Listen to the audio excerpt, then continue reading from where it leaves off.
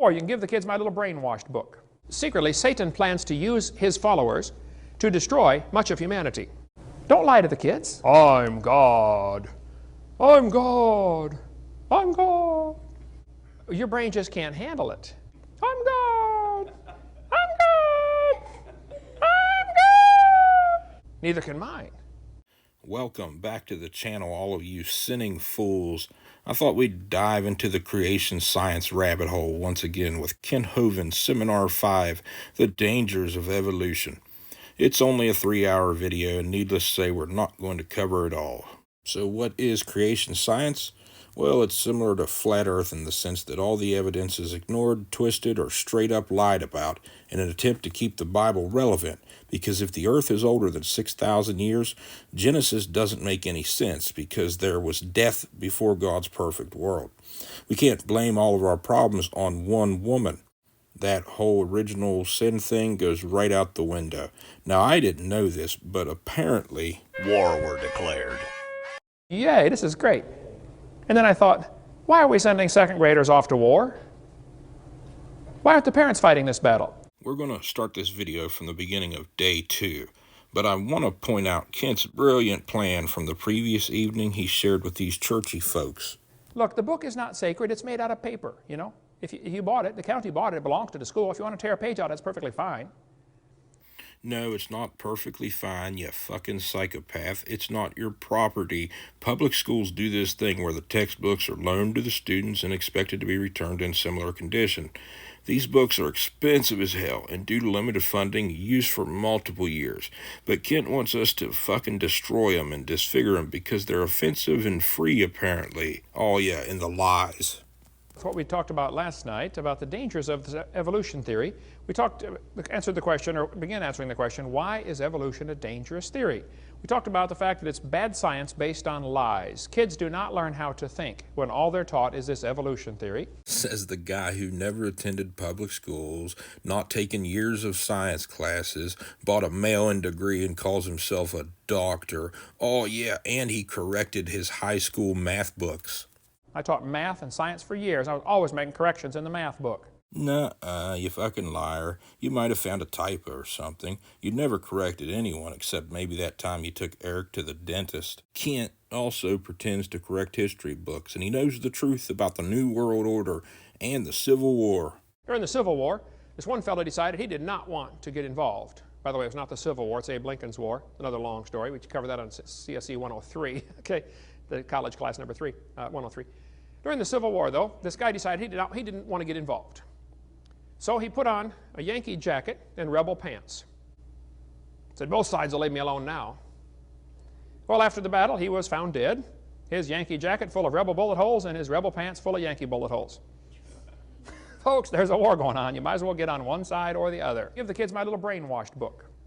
Just give it all you got. Give it to your general, okay?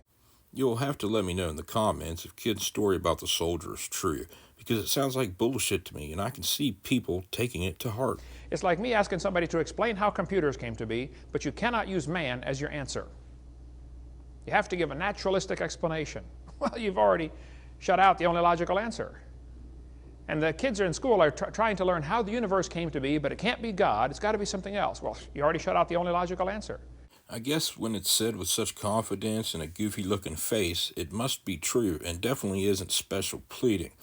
Not once in my education was Kent's God ever mentioned in any of my science classes, and let's just be honest here, that burns Kent's ass. So they're not learning how to think. It's a dangerous theory for science. It's a hindrance to the advancement of science.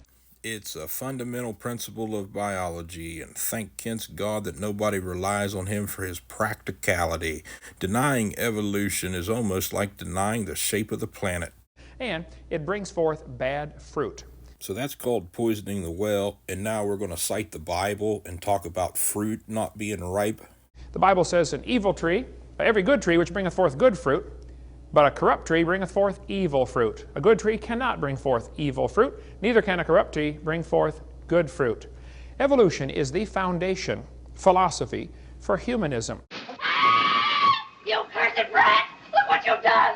I'm melting! The idea that man is God of the universe. Humanism. Wow, what an awesome straw man, Dr. Kent. Humanism is an outlook or system of thought attaching prime importance to human rather than divine or supernatural matters. Humanist beliefs stress the potential value and goodness of human beings, emphasizing common human needs and seek solely rational ways of solving human problems. The humanist philosophy is talked about in Romans chapter 1. It says, they did not like to retain God in their knowledge, so God gave them over to a reprobate mind to do those things which are not convenient.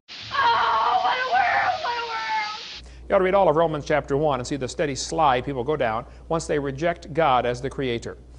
Some of these guys think they are God. Boy, that was Hitler's philosophy. I'm God. I'm God. I'm God. Quit it. You're gonna start a howl. I'm God. I'm God. I'm God. Hey, Gabriel, come and listen to this. Ha ha ha. We're not such big stuff, folks. Really, Kent? Was that Hitler's philosophy? I have an actual photo of a Nazi belt buckle and it says, God is with us. Adolf Hitler was a Catholic, you know, one of those Christian types. So stop trying to use your hero against us, dummy. We're not such big stuff, folks. George Wald, the Nobel Prize winner, said, I will not accept that, talking about creation, philosophically, because I do not want to believe in God. Therefore, I choose to believe in that which I know is scientifically impossible. Who is this George Wald, and is anyone going to remember his name 2 hours from now when Kent's done talking? According to George, I was lucky to be born. Spontaneous generation arising to evolution. He said, I know it's not possible, but the only other alternative is God did it, and I don't want that, so I'll believe the impossible. Well, you're going to feel awful stupid for eternity, knowing you missed the opportunity to live forever with the creator of the universe because you were willingly ignorant, just like 2 Peter says. Beside the fact we lack any evidence for an afterlife, it's arrogant as fuck to think I want to spend an eternal one stuck at Kent Hovind's fucking quinceanera. This guy says, we no longer feel ourselves to be guests in someone else's home. Look, Dr. Wonka, I don't have time to read your convoluted and complex slide, and I'll give it to you. This guy sucks ass. He's a bad person. What's that got to do with the dangers of evolution? He's talking about God. This is Rifkin, who's one of those tree huggers who writes all kinds of books about, save the environment, kill all the people, but save the environment. I know. Even on this C- channel, I'm expected to go look and see if Jeremy Rifkin actually said kill all the people and save the environment, and it might be true, but I doubt it. So this is what I do like about Wikipedia.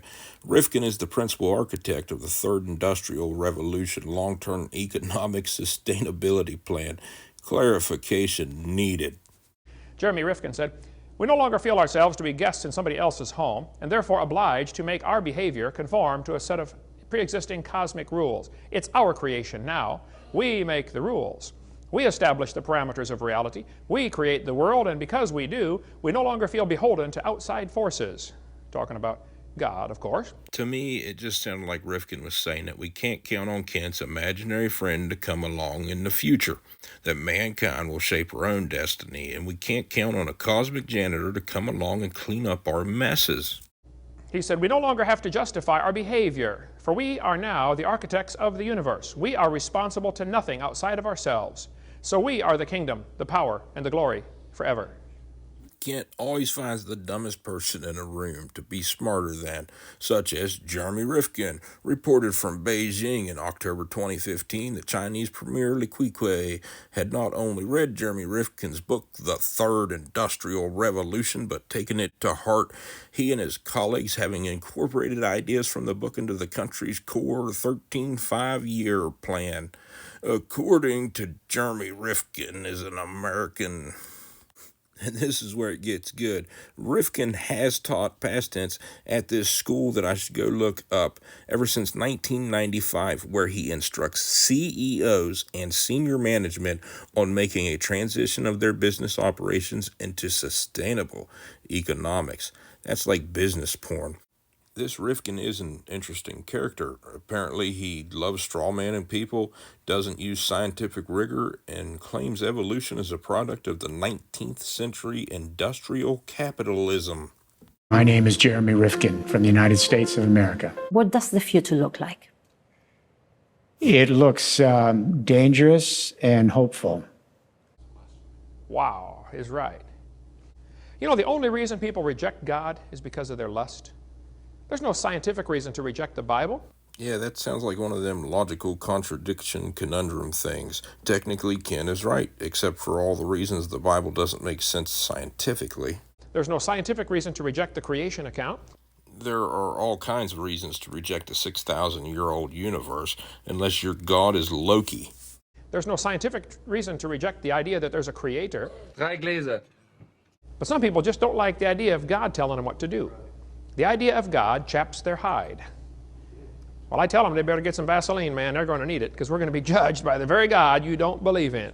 Now, will the children kindly step up here? Guy says, we take the side of science in spite of the patent absurdity of some of its constructs, in spite of its failure to fulfill many of its extravagant promises of health and life, in spite of the tolerance of the scientific community for unsubstantiated just-so stories, because we have a prior commitment, a commitment to materialism. Floods, fire, frost of frippery. He said materialism is an absolute. We cannot allow a divine foot in the door. I can't see what it says in the bottom. A professor that I had at in Illinois Central College in East Peoria, Illinois. So Kent attended an accredited university for 1 year before he left for an unaccredited university, where 2 years later he got his bachelor's degree. So Kent's graduating alma mater is super primo. It only now has 60 students and is very privately unaccredited. Wrote a really cool article years ago. It was two computers arguing with each other. Does man exist? This takes me back to my other video of Kent, where he's explaining the book Flatland. I taught geometry, science, and mathematics for years. In geometry, in plain geometry, you deal with just flat substances. Let's suppose we have two people, Mr. Flat and Mrs. Flat, okay? Here they are, Mr. Flat and Mrs. Flat. They live in Flatland. So I made that video about Kent 7 months ago, and what in the fuck, Kent, does Flatland have to do with evolution? Would like to get them to understand me. You can't put a three-dimensional object into 2 dimensions. Showing the absurdity of two humans trying to argue, does God exist? The computers couldn't see man, so therefore he didn't exist. And they were going through all kinds of explanations of how, you know, they gradually got all this circuitry by blind chance. The same kind of dumb arguments the evolutionists do, trying to explain how life arose by chance. What happened? Satan put it into the heart of some of his followers. You gotta love how those Christians employ this coping mechanism where they invoke their imaginary nemesis and accuse others of working for him. What happened? Satan put it into the heart of some of his followers that they should build a kingdom and rule the world. And they really have serious plans to build a world empire right here. I just went and read all of Genesis 3, kill the woman's seed, not in there, King James Version, build a kingdom and rule the world, it's not in there. This entire slide is not in there. Kent Hovind is fucking lying. Who'da thunk? And you and I do not fit in. Matter of fact, they're anxious to get rid of us, big time, okay? Secretly, Satan plans to use his followers to destroy much of humanity. Without evil, there can be no good, so it must be good to be evil sometime. But then he's going to destroy them also. The communists have done that for years. They always get some revolutionaries to go in and take over a country, and the first thing the communists do when they take over, they kill the revolutionaries that killed everybody else, because they can't trust them. Given that recent blunder, citation definitely needed, Kent, because it sounds like you just pulled this out of your ass. And Satan is using some of his followers, and they've got it in their head that they need to reduce the population of the planet. Everyone dreams, I can dream too. Of that. We cover all that on videotape number 1 or in our college course, CSE 101. Just to be clear, if you waste your money on that college course, you haven't actually done any colleging. It's like some rando giving you credit for failing your driver's test. CSE 101, we cover that in great detail, how that there are people who think we should reduce man's population here to 1/2 billion. Believe it or not, I actually remember this part of the video, and Kent is going to talk about the Georgia Guidestones, and then it'd probably be a good place to end it. So let's get into it, Kent. You can go to Elberton, Georgia, and see the Georgia Guidestones, where it says right on there, maintain humanity under 500 million. It also clearly states you're to do that after the nuclear apocalypse. Now, prehistoric Kent didn't know about this, but on the morning of June 6, 2022, the Guidestones were heavily damaged in a bombing or by a vehicle, and the debris was removed, and the local government's going to put it back up. And yet, I'm still curious as fuck, wondering what any of this has to do with evolution. Right now, there are 6 billion. They want to reduce the population by about 95%, according to Ted Turner. I said, well, go ahead, Ted, you first. You just get off anytime you want. You know, I've always wondered where my mom came across this bullshit about Ted Turner and Oprah and Bill Gates. And apparently all they did was have a boring, irrelevant dinner, but it needed publicity, and the Wall Street Journal needed a news story back in 2009, and we got a shit ton of conspiracy theories. Congratulations, Sherlock Kent. You cracked the fucking code. That's just a whiff of Kent, the smelly gent's self-proclaimed big brain monsters under every rock. I'll debate them all, handcuffed, equal time, doctor of the gaposaurs, corrector of the high school math books, and the sciences. Anyway, I just came across my next video, and it's one of these rare Christian on Christian love videos where Nate puts his jughead in the stream, and when he does talk, he sounds like a stupid asshole. Nate is accused multiple times in his comments section of not actually giving any commentary, just uploading somebody else's video for the views. And welcome back to a brand new YouTube video, guys. Today we're at a gay church in my hometown, Cookeville, Tennessee, and all donations. So this one idiot thinks this other idiot's big shit because he went to a church and made a fucking fool out of himself. It also says women shouldn't be pastors. It says women should be silent in the church. And yeah, this is another reason why I'm proud to be an atheist. And scripture makes it very clear that homosexuality is a sinful lifestyle. So by telling people that it's okay...